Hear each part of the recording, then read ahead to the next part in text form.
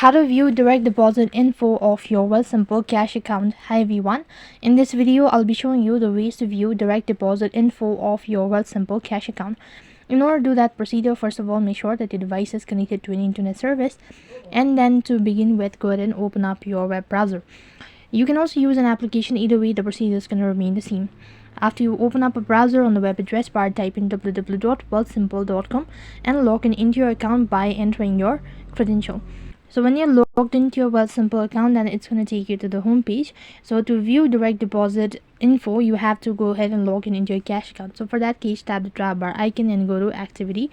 When you press on activity, then you can see open an account, or you can see login. In my case, I don't happen to have a cash account, so I'm just gonna instruct you. So when you see cash, go ahead and select that, and after you do that, you'll be able to find this more button in the home page, and you have to press on it. As you do that, you'll be able to see direct deposit form, and when you press on it, you'll be able to see the info of your direct deposit of your Wealthsimple Cash account. So that's basically how you can view. That's it for this video. I hope the video was helpful. Make sure to like, share and subscribe to our channel. Thank you for watching. See you in the next video.